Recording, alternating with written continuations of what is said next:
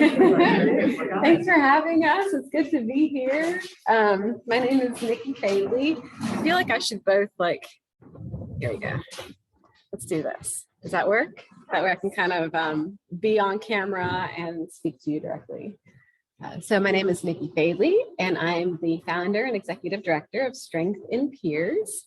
We are a very local little nonprofit organization started right here in the Shenandoah Valley by myself. We actually have a pretty large catchment area. It includes Harrisonburg, Rockingham, Shenandoah, and Page. And what makes us really unique is that we are what's called a peer-run recovery community organization. What that means is that everybody on our staff and the majority of our board of directors identify as being people in recovery from mental health, substance use, and trauma-related challenges. So we all come to the work of helping others based on having personal experience with the same types of challenges as the people who we work with.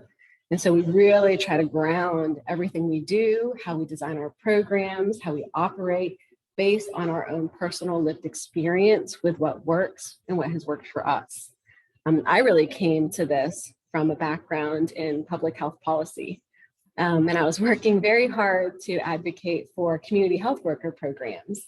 I really always believed that we should empower people who are affected by issues to solve their own problems, because individuals from the communities, from their own communities, have a lot of traction with their fellow community members, a great understanding of what the issues really are, and can really troubleshoot how to make changes that are positive and can move communities forward.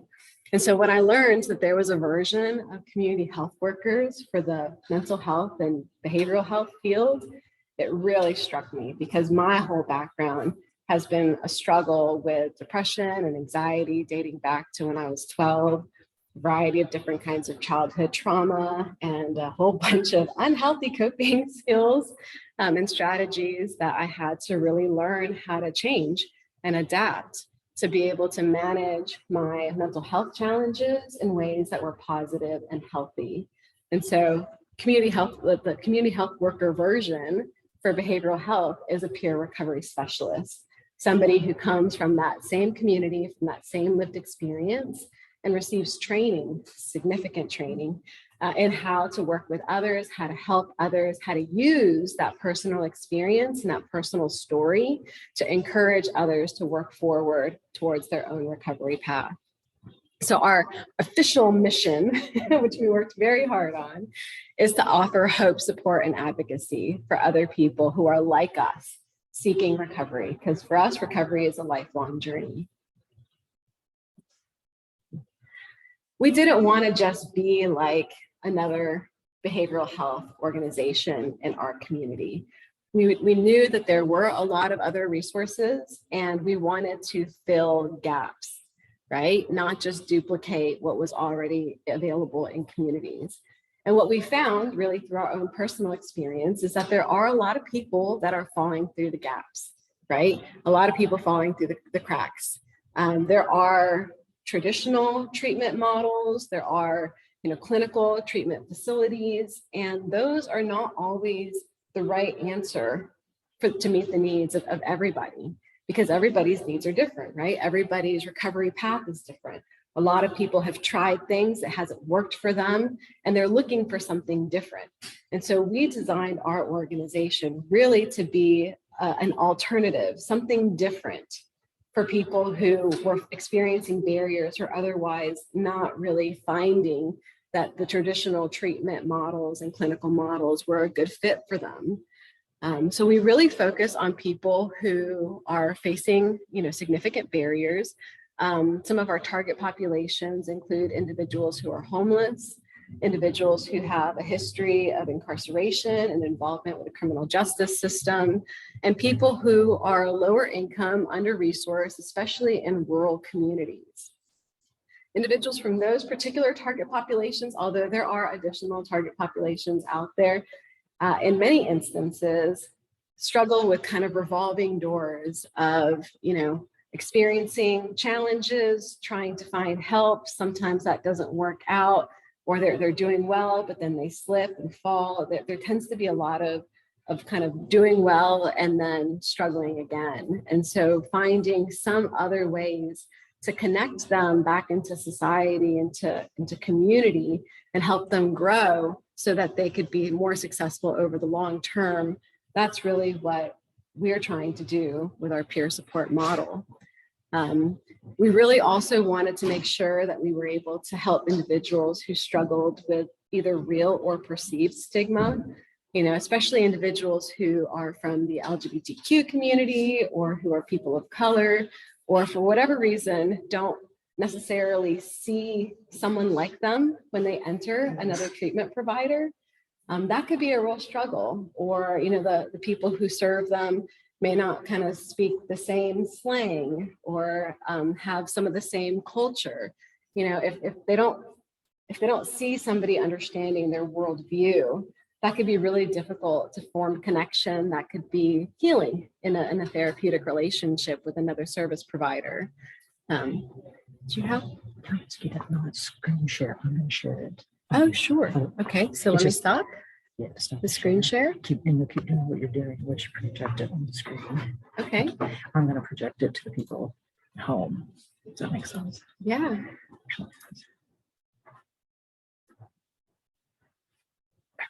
So you keep doing what you're doing. Okay. No worries. So a lot of what we do is trying to meet people where they're at, right?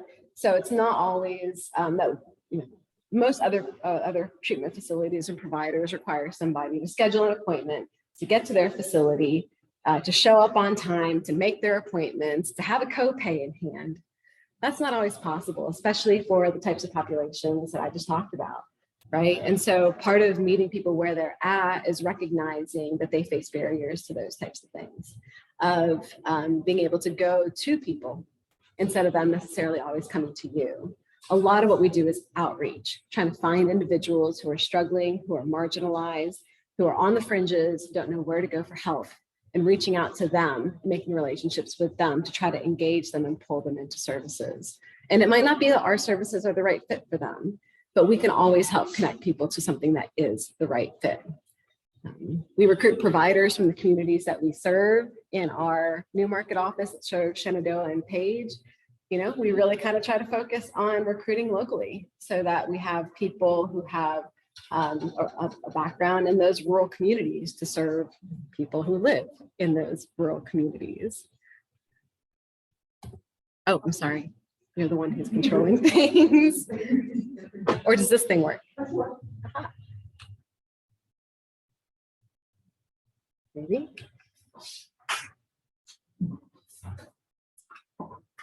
One of these days. Oh, okay. I can do that. Thank you. I will do that now.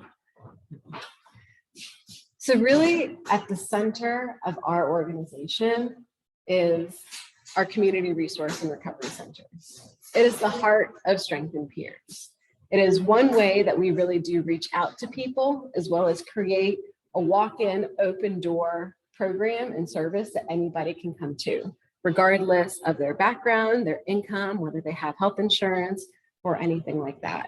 It is here in our Harrisonburg office. In the next slide, we'll have a few pictures. Our office is located just north of downtown on Route 11, across from the 7-Eleven. And we're open walk-in hours on Wednesdays and Fridays. Anybody can come in, right?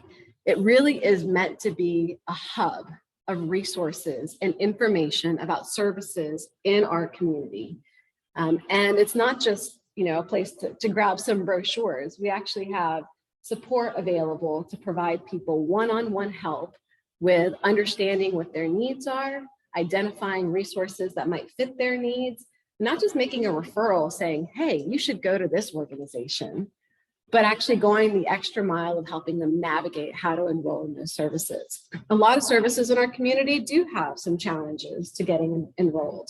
There might be eligibility requirements. They might need to get documentation to prove that they're eligible for those services. They might need to, make appointments and things like that. Sometimes appointments are done online. That could be difficult for people that don't have a lot of computer literacy. And so we really help people navigate the process of enrolling in programs. And our job isn't done until they're actually connected and linked to those programs. So we really have both information and referral and what we call white case management services available for free for anybody who walks through our door, right? Again, most of our population are more vulnerable at risk, but that doesn't mean that we turn anybody away. Anybody can really walk into those services. And we actually also have a lot of other service providers who tap into our resource center when they're not sure how to help somebody with a particular need. So that's also available. We also have a computer lab in our community resource center so that people can get one-on-one help right at the computer with applying for public benefits, searching for rental housing and applying for those, searching for employment, putting together a resume, getting that up on Indeed, the whole process of searching for jobs and apartments, which right now is really quite challenging. We have a food pantry, a whole bunch of supplies, COVID home test kits for our friends who are experiencing homelessness. We recognize that there are food pantries and a few soup kitchens in our community, but they don't always fill every day of the week. And people who are homeless don't really have a refrigerator and a pantry to store things or to cook things. And so we keep a supply of goods, food, to really help them go through the whole week, especially days that they aren't able to access other food sources. And our supplies, this is an area that we really benefit from donations from the community, because while we're 98% or so grant funded, our grants do not allow us to use those monies to purchase things like supplies for our homeless participants, right? So things, and we have a list that's available, and I'll leave behind with you all, but things like personal hygiene items. And now that a lot of people are out camping, flashlights and first aid kits, sunscreen, bug spray, these things are really important, and there aren't other places for them to get these items. And so we keep those in stock. Now that it's getting cold, it's like winter coat, hat, scarf, sock drive time to make sure that people are able to stay warm, especially because, the Open Doors shelter isn't set to open until next month, and plus they're still out in the elements all through the day. And so being able to stay warm is really important. We also have our harm reduction program. So we have a variety of supplies that help people stay safe if they're not at a point where they're ready to stop using drugs. So we have things like little test strips so that they can test whatever substance that they want to use for fentanyl. Fentanyl has become it's just in everything these days. And so people may end up using fentanyl when they had absolutely no intention of doing so. So a way for people to test things to make sure that fentanyl isn't in there, to help prevent themselves from experiencing an overdose. We carry Narcan in our office and can teach people how to use it and actually dispense Narcan directly to them. It's a medication that reverses an opiate overdose. It just kicks those opiates right off of those brain receptors, and someone will come immediately out of an overdose. So we keep a variety of harm reduction supplies in our office for individuals who need or want them. In our resource center, we're so happy that as of a couple of years ago, we started being able to offer individual peer support. Before, our peer support was all grant funded. It was focused on, special populations, because that's what the grants were that we were able to get. But we were able to get funding to be able to offer individual peer support to anybody who walked through the door. Of course, we don't have unlimited providers, so we still are limited in that respect. But for the most part, we're able to meet the needs as we've encountered them so far. We also have a number of weekly peer support groups and workshops that are available in our office, including an anger management workshop that actually meets the needs of people who have requirements for anger management classes through their probation officer or the Department of Social Services.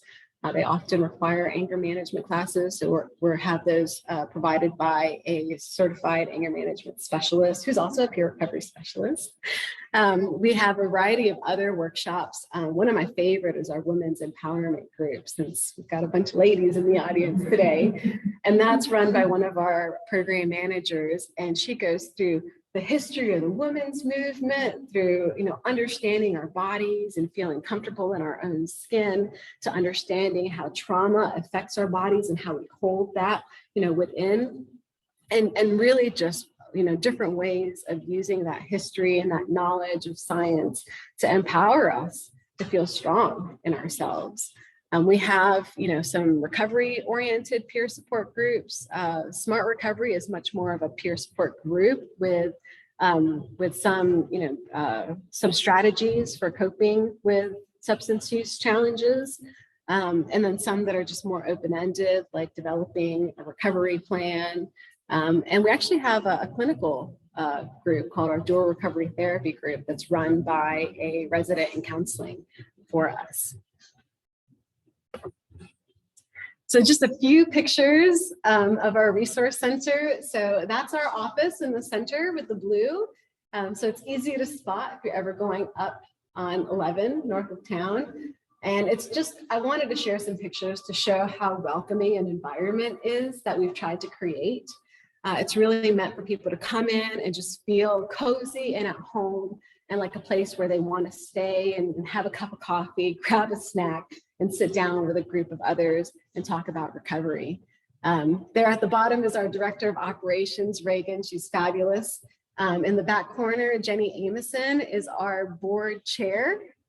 And Richard Jackson is my longest time peer. He's worked with me from the very beginning, since we first were founded in 2015. And that was from last year with the pumpkins, but I thought it's getting into pumpkin season again, so why not share that? I want to help you understand how demand for these types of services has significantly increased here recently as we've been coming out of the COVID pandemic. 2 years of pandemic, people really struggled. They struggled with isolation, with depression, with anxiety, with grief. A lot of us lost loved ones. And as we've come out or started to come out of the pandemic, the demand for services has doubled just about. And so this is a really hard table to look at. I'm sorry about that. What I tried to do was from left to right, like the orange column is the number of sessions through our resource center. This is just for resource connection, not peer support. That would be a whole other set of data, just for resource connection, case management services. The yellow is a year ago, and then the gray is this last 12 months. So comparing 1 year to the most recent 12 months, you could see our number of sessions just about every month have just about doubled. And then if you look at the duration of those sessions, the total number of hours each month that we've been providing direct service, not the data entry, the administrative work, but actual direct service. A year ago is the blue line, and then the green line is the most recent 12 months. Again, not just in the number of sessions, but in the duration of time spent in direct service has just about doubled. At the top, you'll see actually, in some months, at the top, you'll actually see in aggregate, from 1 year to the next, our number of sessions increased 39%, and our total number of hours in service increased 35%. And so, and we've had to do that with the same number of staff. Okay.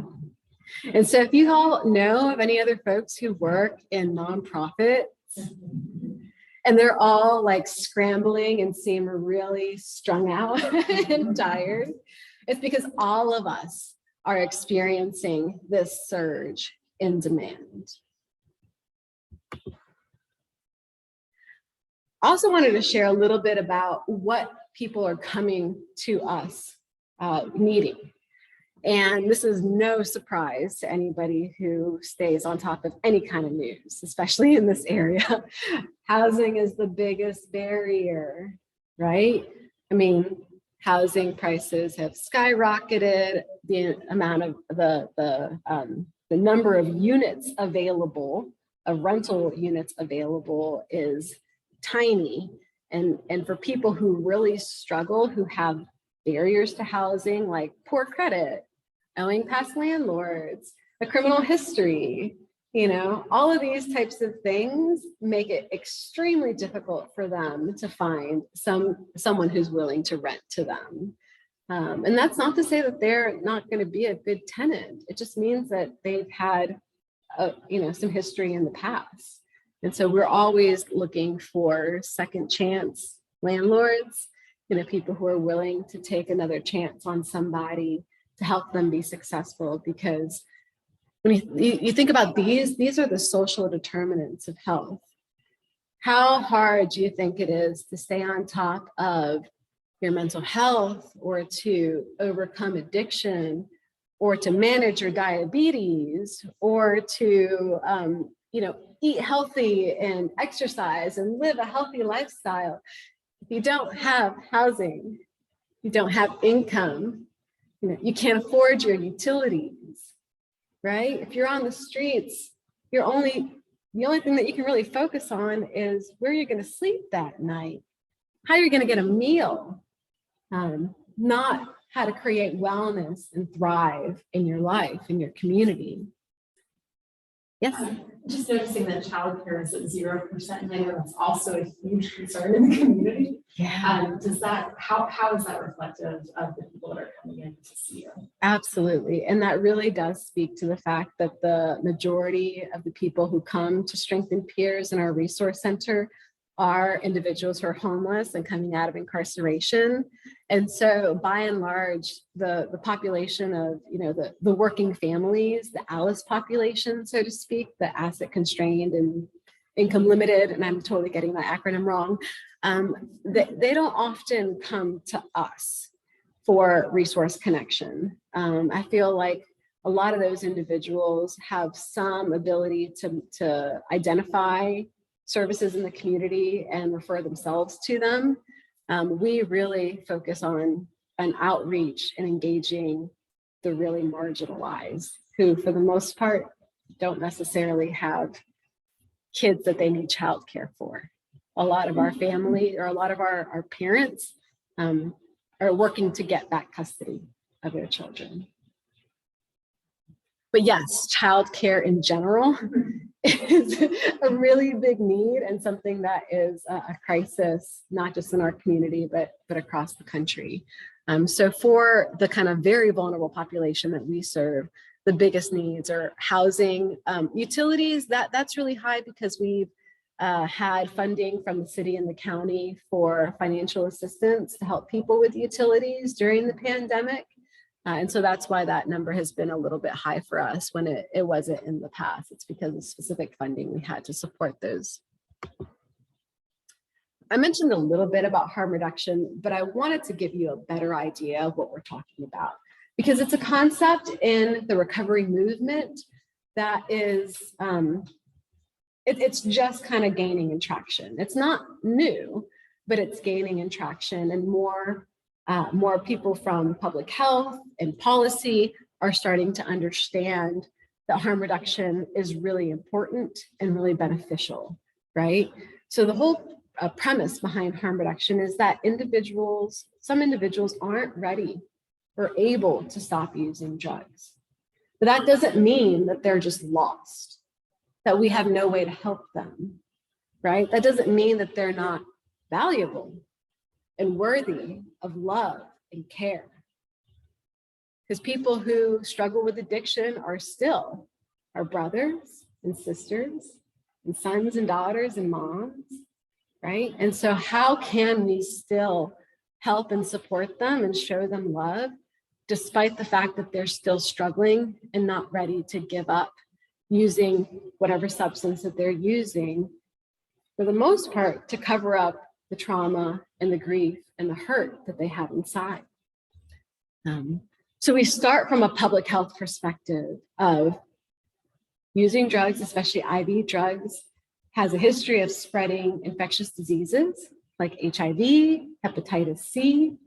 How do we prevent epidemics of these bloodborne pathogens in our community, but especially among our vulnerable populations?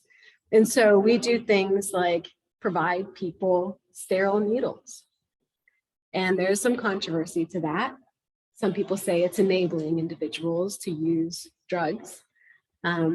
for us, we really know from our personal experience that they're going to use them anyway.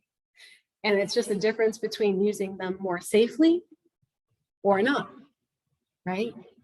So we give people needles so that they can be more safe in how they use drugs to prevent the spread of these pathogens that we don't want in our public. You know? We also dispose of needles so that they're not out in the parks or on the streets or in people's pockets, where if they're encountered by a law enforcement officer and patted down, the first thing a law enforcement officer is afraid of is an unintended needle stick, because then they're now potentially at risk of contracting something because they don't know what that person may or may not have. Also, as long as somebody has breath in their body, there is a chance that they can overcome their addiction and recover. And so making sure that people have naloxone to prevent overdose from opiates is critical to maintaining that hope and that possibility that they can overcome their addiction and recover. So we give that out. We also test people for HIV and hepatitis C. Those are the two kind of big ones. Hepatitis C is a big epidemic. It's very, very easily spread, as easily as sharing a razor, sharing a toothbrush, anything where there's an open wound and it can get into somebody's bloodstream, hepatitis C can spread. And so we're really trying to identify people who have hepatitis C, because if you know your status, you can prevent spreading it to somebody else. But if you don't know, you don't know. We give out those fentanyl test strips. We also do a lot of education on how to be safe, or how to be more safe with how you use drugs. And then we also provide all of those resource connections to help people address the social determinants of health. Because if they have more hope in their life, there's more of a possibility that they might work towards a recovery pathway. And what we've really found that speaks to our mission as a recovery organization is that when people connect to a harm reduction program, they're talking to a peer recovery specialist every week. They're seeing role models of recovery. They're coming into this recovery space and environment. And the likelihood that they'll then turn a corner, find that motivation, and work towards recovery is higher. We've only operated this program for about 1.5 years. And so far, 16% of our participants have enrolled in our services. So those are confirmed linkages into recovery programs. That doesn't count people who we've helped get into residential treatment, into the community service board, and into other recovery programs. That's just people who've enrolled in our own programs. And that might seem like a low number, 16%, but that's 22 people who were heavily using IV drugs and are now in recovery. Another program that we're very proud of here in Harrisonburg is our Safe and Secure Respite program. And we did this in partnership with Sentara RMH Medical Center. This isn't just for people with substance use or mental health challenges. This is really a gap that we identified in our community through all the work that we had been doing. Working with people who are homeless, they experience a lot of mental health and physical health challenges that end up in an emergency room visit. They struggle with health. And so we were finding that people in our community who we were working with were going to the hospital and getting care for some sort of acute health crisis, and then being released to the streets, right?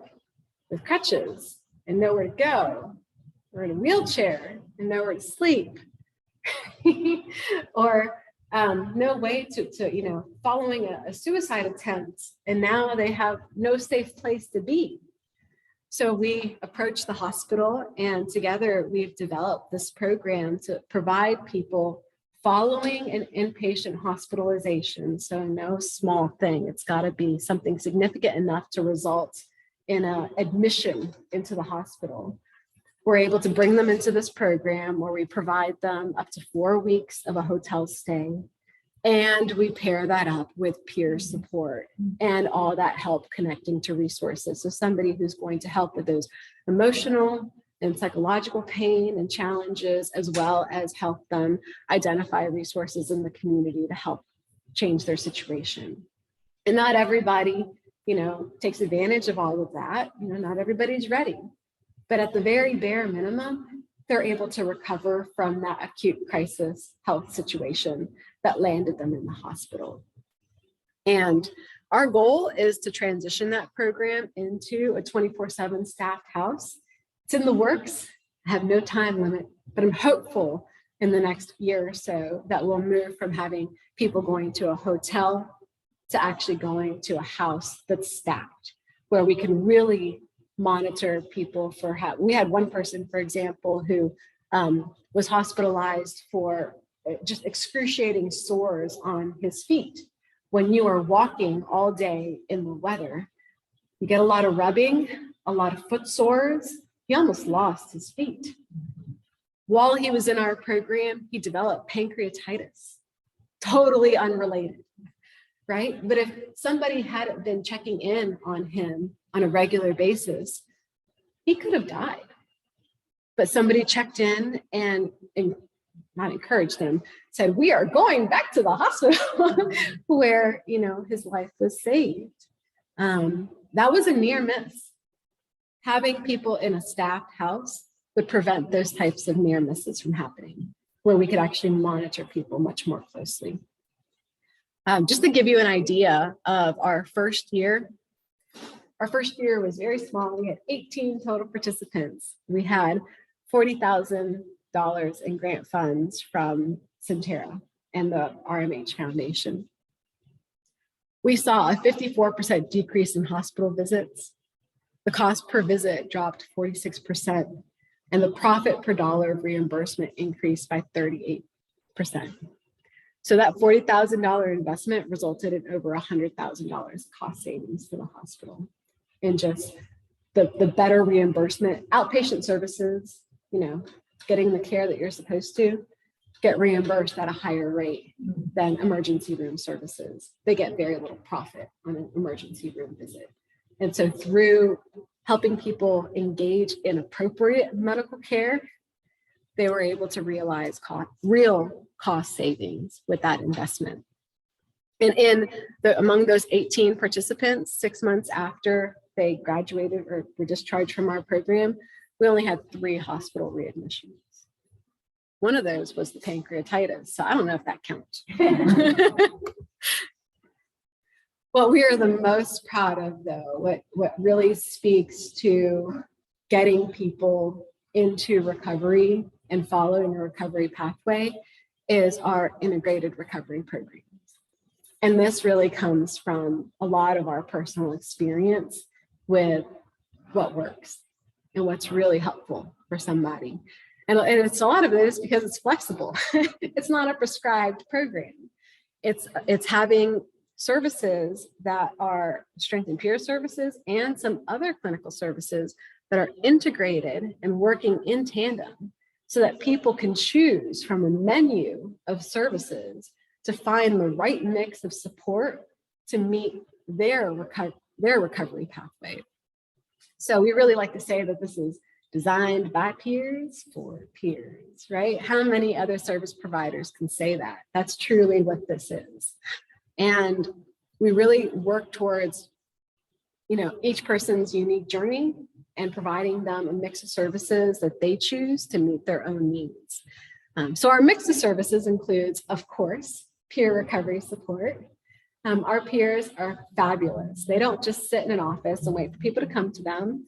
Yep, they do a lot of outreach, and a lot of our outreach is led by Ms. Lindsay I, our outreach manager, who helps coordinate where to reach people and how to reach people and how do we get our peers out there to reach them through homeless street outreach, through jail outreach. We're finally bringing back our support groups in the jails. They have been closed due to COVID for a few years now. But then also just going to events and health fairs. And we actually had our own resource fair last month, which was huge and awesome. So lots of ways that our peers go out to recruit individuals. And then they provide individual peer support. And what that looks like is having somebody who they're working with on a regular basis, usually at least weekly, although a lot of them tend to call our peers multiple times during the week for support and just, updates on how they're doing, because we need to celebrate the successes, not just address the challenges. And we're talking about, our own shared experience with emotional pain, with coping with substances and finding new ways to cope, our struggles with changing our people, places, and things. Because if we want recovery, we can't always stay in the same environments and with the same people that we used to do drugs with. We need to find new ways of living, and that, having somebody who's been there and who can share their own experiences and we can learn together is really helpful for that.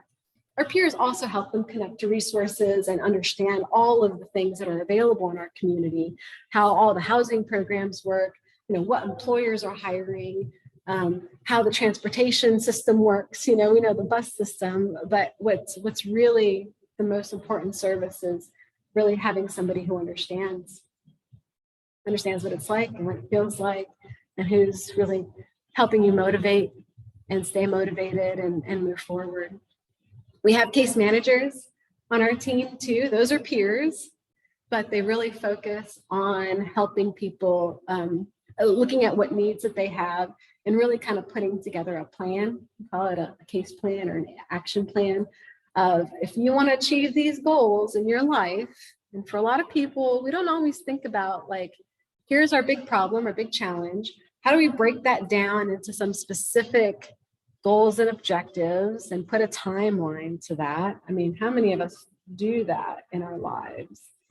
Not a lot of us, but that's sometimes what it takes. That's a life skill, to be able to take something that feels insurmountable, like the elephant, and break that down into little bites. And that's how we overcome things that feel like mountains. You have to figure out what the steps at a time are. And so that's what a case manager helps people do. Provide a plan, who's going to help with what. So it's not just the case manager or the peer support specialist responsibility, but it's teaching somebody to take some responsibility and be empowered themselves. Because that's what we want people to do, is to achieve self-sufficiency, where they're able to go on their own, right? And then at some point, if they experience another big challenge, because recovery isn't cupcakes and rainbows, right? We don't just get to some place and achieve recovery and everything's great. The problems continue. Life happens. We have loss, we have pandemics, we have, unemployment. So how do we teach people to be at a point where when they get to those challenges, they don't get so overwhelmed, and they have an understanding of how they can take that problem and break it back down and move forward and know what services that they can access. We also partner with the Harrisonburg Center for Relational Health for counseling services. They're a wonderful group of therapists in our community. And what we love about them too is that their lead counselor, Dr. Greg Cezanne, works with a lot of residents in counseling. So we get to really, at the front end, teach the pipeline of therapists in our community how to value, understand, and work with peer recovery specialists, how to work with our most vulnerable populations and some of the things that they struggle with, and develop capacity and ideally a passion for working with our most vulnerable community members, right? And in many instances, especially in our rural communities where we do a lot of services via telehealth, how to provide services using telehealth to fill some of those gaps in access to care that we're experiencing all over the place. We also work with the University of Virginia Department of Psychiatry to offer psychiatric services to our participants. If anybody has ever tried to get in with a psychiatrist, I mean, the waiting lists are huge. And if you have somebody who's extremely vulnerable and they're finally ready for help, to tell them that their psych appointment is going to take 6 to 8 months is, I mean, it might as well not even happen. It's a slam in the face. So being able to offer people a pretty quick appointment. And this is, again, only for our most vulnerable participants, that we're able to get them into psychiatric services pretty gosh darn quick. And again, that's provided via telehealth. And they use residents. So again, helping the next pipeline to become passionate about peer support and about the most vulnerable populations.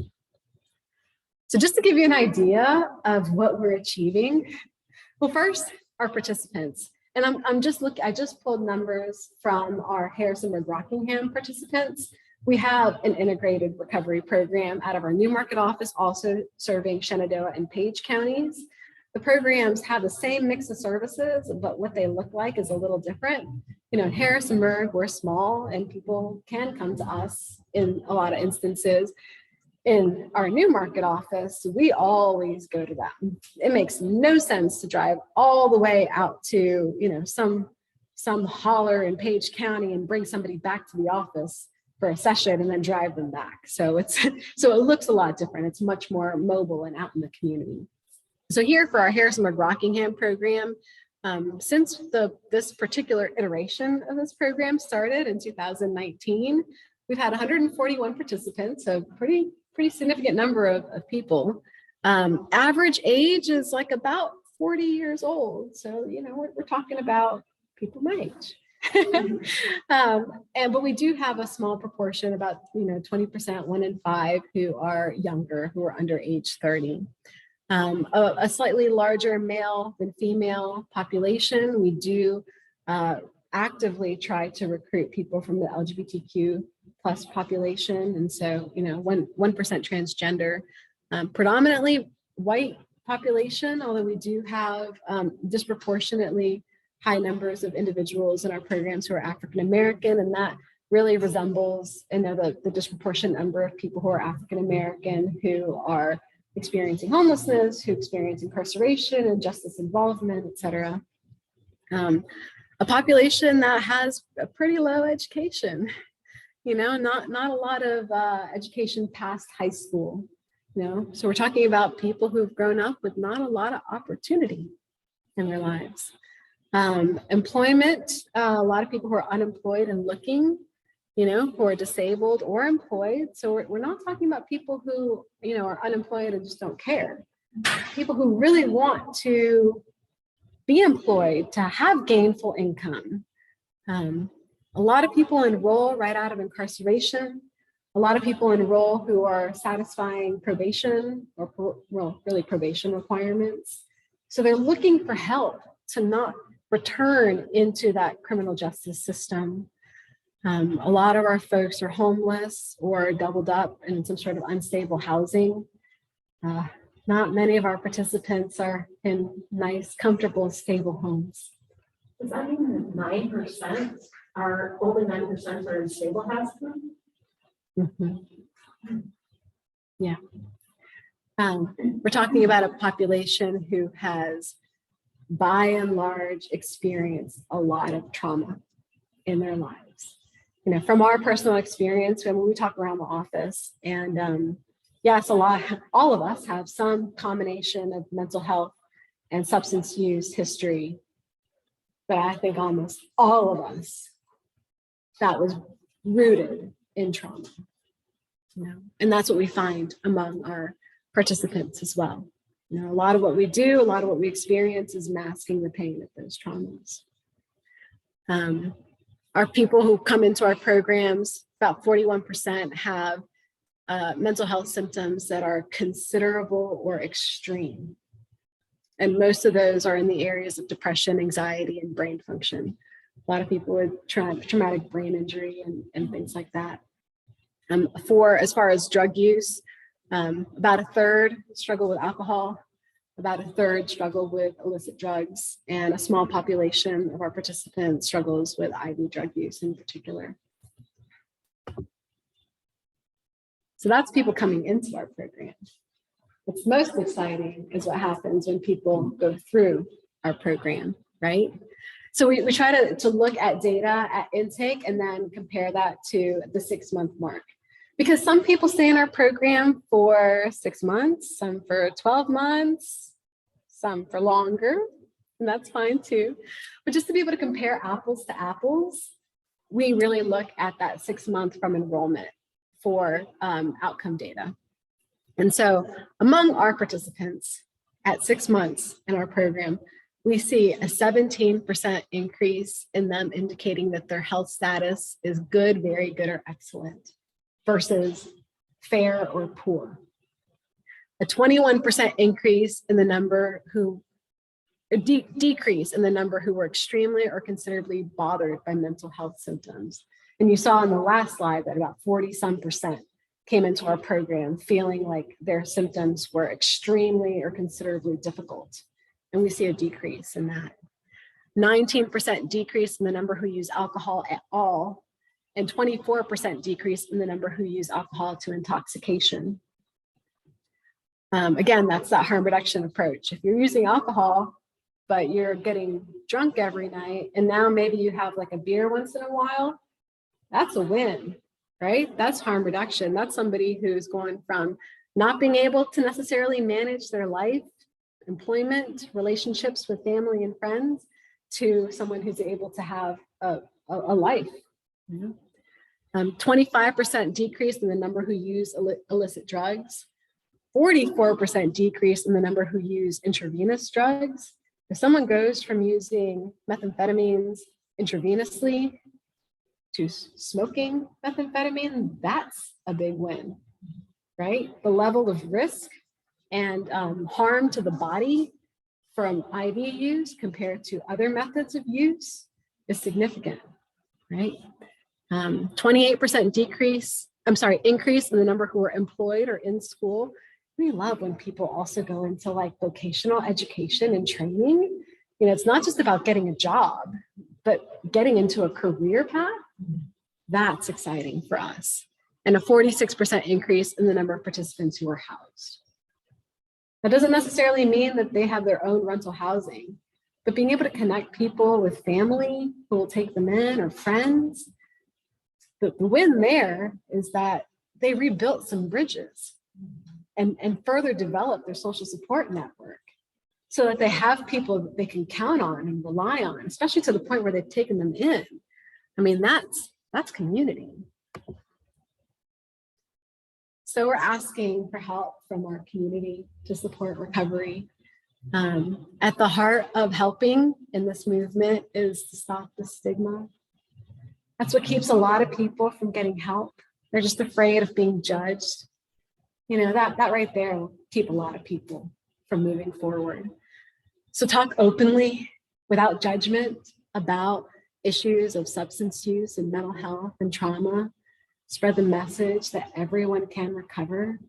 Approach people with an open heart, with an open eyes for an open worldview. You know, connect people in need with our services. And if we are not the right service provider, by golly, we will find somebody who is.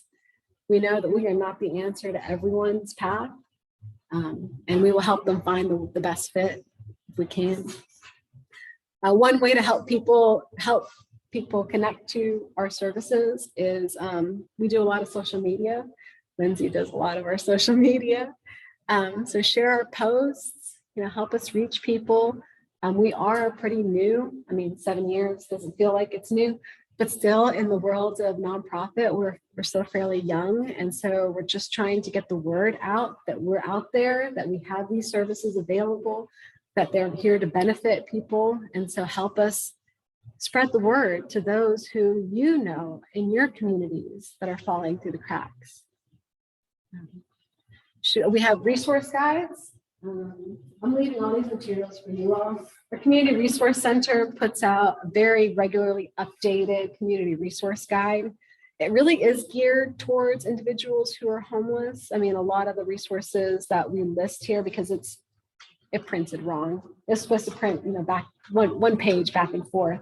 A lot of the resources are the food pantries and the emergency shelters and the clothing closets and things like that.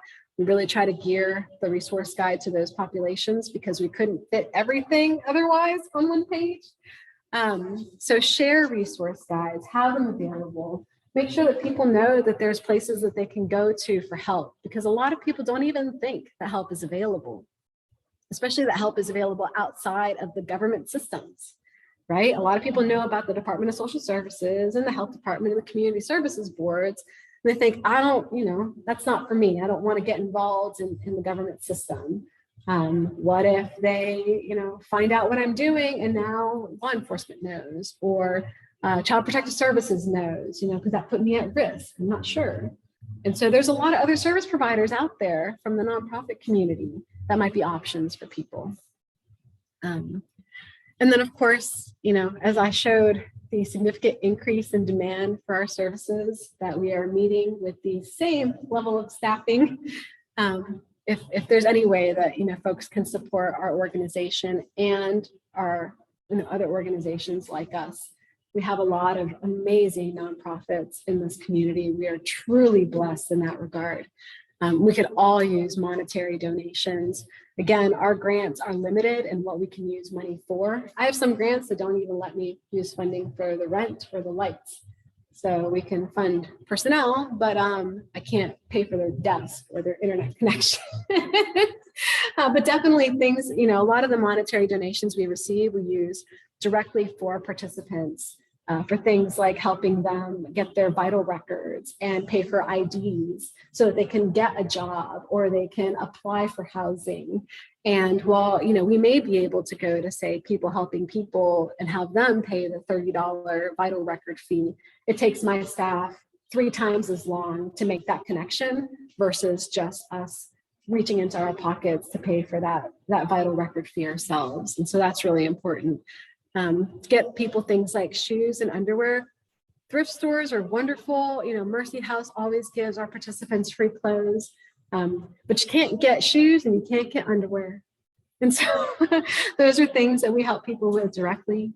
And then those government issued Lifeline phones are terrific, but especially our homeless population, they tend to break them and lose them. And so the fees to get new ones, that's what we oftentimes use monetary donations for. And then, of course, as I mentioned, items for our homeless population. And I have a list. We update this list every fall to prepare people for the winter, and every spring to prepare people for the summer, because needs are really different. Right now, it's getting really cold. Warm clothes are top priority. In the summer, things like sunscreen and bug spray are top priority. So we'll leave behind a list of things that people can pull together and donate if they're able to. And this is our most recent staff picture. It's not, up to date. We always have movement among our staff, but we're actually a pretty strong team. Right now we have 16 full-time, 1 part-time, and I want to say 4 interns who are all working towards their 500 hours to be eligible to become certified peer recovery specialists. So we are always growing. And with that, I am open to questions.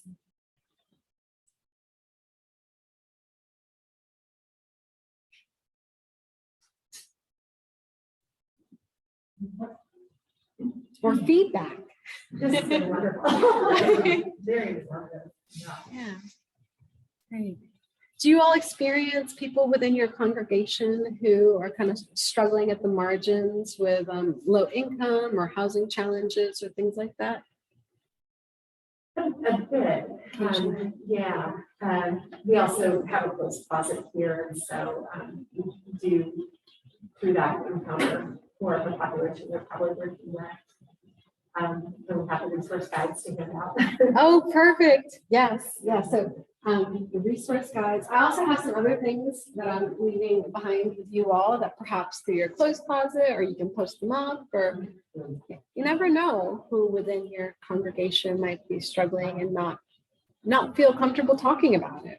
We used to have a few different groups that met here. We had an AA group that met here twice a week. We had a DBSA, depression, bipolar peer support group that met here. Victor, it was. I do know Victor. Yeah. That's, I haven't heard that name in a while. Yeah, I haven't seen him in a while, not since COVID. But we haven't had those come back since COVID. Obviously, we've had to change our policies we now have an hour group that meets here on Wednesdays. But yeah, so and the need is, you know, far more widespread than people know on the surface. And one of our peer recovery specialists, she chairs a Narcotics Anonymous group that had been meeting at our community place. They've been looking for a new place to meet. I don't know if this would be a suggestion that I could make for her. I've also connected her with the Housing Authority to see if the community rooms at like Commerce Village or the Line Weavers might be appropriate. So I think we're going to pursue that referral first. But otherwise, you know, or if we come across another NA or AA group, I could suggest that this would be a meeting space.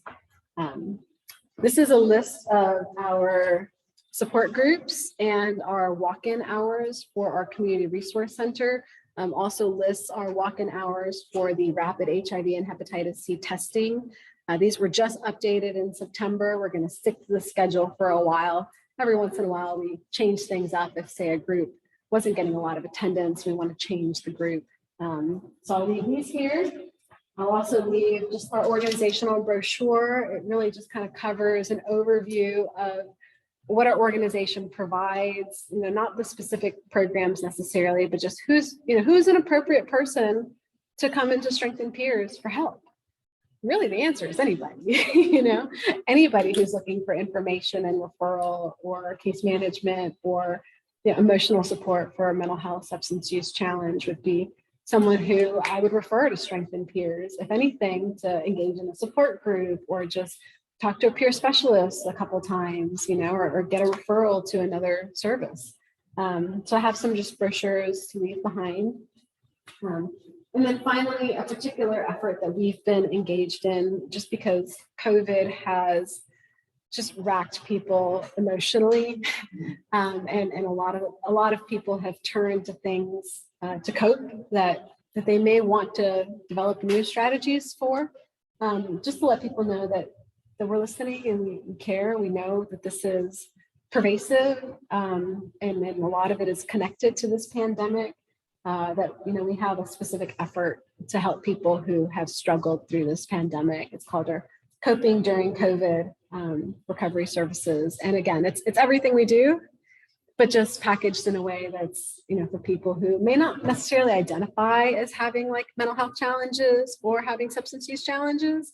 And they're just like, man, things are just different for me right now, you know, and maybe talking to somebody else might help. It's already work individual and do some group Yes. work together, building a network for the people that come in or they put on. Yeah, so we do have our support groups. We have something like 6 or so support groups where people can work with a group of other individuals in recovery. We really promote those because it does build community. It does help people meet others who are on a recovery path and just, you know, develop new relationships and have a social outlet, because we all need those. But we found the vast majority of the people who we work with, especially these most vulnerable individuals, really gravitate towards that one-on-one. There's so much of that distrust, so much of that fear of stigma, that just having somebody, especially in early recovery, having one person to work with one-on-one, we found that's what people are really after. And so most of our services are one-on-one, but then we do also have the support groups that we offer. We find a lot of people start with one-on-one, and then over time, we're able to kind of push them to take advantage of the groups when they feel more comfortable, when they have a little bit more recovery under their belt.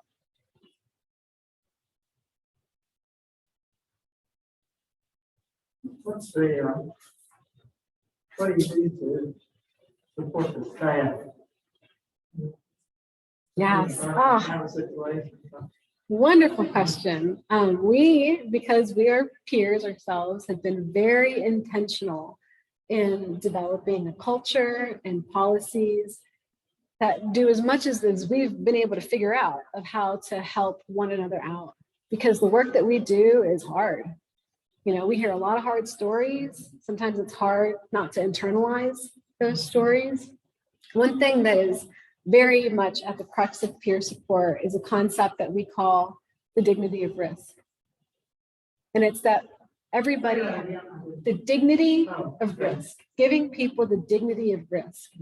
People should have dignity and respect, right? That's something everybody wants. And part of that is the dignity to make your own choices. So if somebody makes a choice that we may not necessarily agree with, we still support them because they have the dignity to make their own choices. What that does is allows us to not bear the weight of their decisions on our back and allow us to support them in their decisions.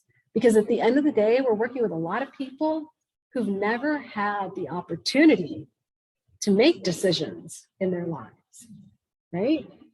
People who've been institutionalized a lot, incarcerated a lot, homeless a lot, always depending on others for services, for help, for food, for clothes. There aren't a lot of decisions that they've had the ability to make. So giving them that right to make those decisions is both empowering and removes some of that weight from our own backs. What we've also done is we have a lot of paid time off because we need it. I think about a third of our staff are single parents, me included. You know, I've designed a lot of things based on my personal experience. So flexibility, paid time off. Every quarter, we give people a free wellness day, 8 hours that they can take, use it or lose it. So use it, right? They can take for doctor's appointments. My director of operations always goes out for a massage. She gets a quarterly massage, right? Or just to take a mental health day, because sometimes we run out of our paid time off. And so having at least one day a quarter where we can take a mental health day is really important. A lot of staff get to a point where they can take at least one day working from home, where they can kind of pack all of their data entry and administrative tasks and emailing, even some telehealth sessions, you know, peer support over a video conference into a work from home day. We're just really flexible. We talk openly. I think what really makes our environment conducive to recovery is being able to show up every day as our authentic selves. You know, a lot of times in your job, you have to kind of hide some of who you are and definitely hide what you're struggling with. We're able to come in to the office every day and just be ourselves and say, hey, I am really struggling with this, and get a hug, you know? Whenever I'm having really hard times, because my hard times don't stop either. My office and walking into work is my place of sanctuary. It really is. It's somewhere where I know I'm going to get emotional support. And it's not that I spend, you know, an hour just like divulging everything and taking up people's time supporting me because we have this huge surge in demand. We don't have time for that. But I know that I can go and I can speak my piece, tell people where I'm at, and get the support and know that there's love in the space for me. And there's all sorts of other policies that we have in place to support people. If people really have a lot of questions, they can always tap our clinical director, who's Dr. Greg Cezanne, our therapist. He's open to providing any of our staff, you know, support from his perspective, from a clinical perspective. They always they can come to us. We go to each other. It's a very supportive environment.